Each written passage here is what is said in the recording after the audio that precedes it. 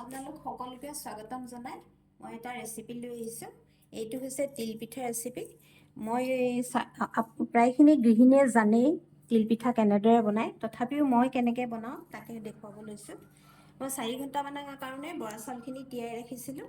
তাৰপিছত এতিয়া পানীখিনি কমি যাবৰ কাৰণে অলপ পানীটো এবজৰ্ব কৰিবৰ কাৰণে চাফা কাপোৰ এখনত এনেদৰে মেলি ৰাখিছোঁ। তাৰপিছত মই তাৰ কাৰণে লৈছোঁ তিলখিনি ধুনীয়াকৈ ধুই শুকাই থৈছোঁ। গুড় লৈছোঁ, অলপ ইলাচি পাউডাৰ দিম। তাৰপিছত মই এটা মিক্সি জাৰৰ সহায়ত এই গুড়িখিনি বনাম। গতিকে এইখিনি মই ৰেডি কৰি আপোনালোকক দেখুৱাই আছোঁ।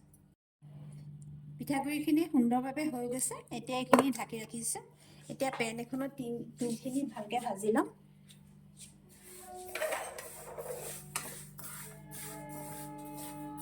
এইখিনিও প্ৰায় মচমচীয়া হৈ গৈছে। গুড়খিনি মই এনেধৰণে গলাই ল'লোঁ। তেতিয়া সুন্দৰভাৱে তিলখিনিৰ লগত মিলি যাব। এতিয়া মই ফ্লেমটো অফ কৰি দিলোঁ আৰু গুড়ি কৰি ৰখা তিলখিনি এইখিনি দি দিছোঁ। পিঠাকেইটা ভাজিবলৈ লৈছোঁ।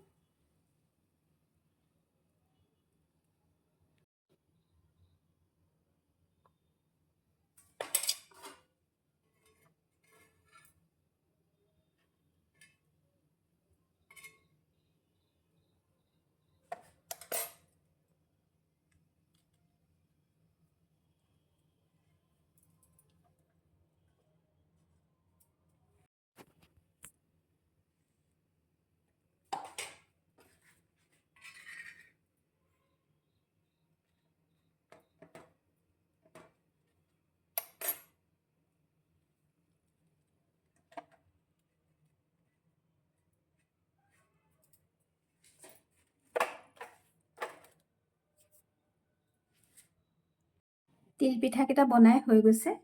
এতিয়া ভিডিঅ'টো চাই আশা কৰোঁ ভাল পাইছে আপোনালোকে। গতিকে লাইক, শ্বেয়াৰ, কমেণ্ট কৰিবলৈ নাপাহৰিব। ধন্যবাদ।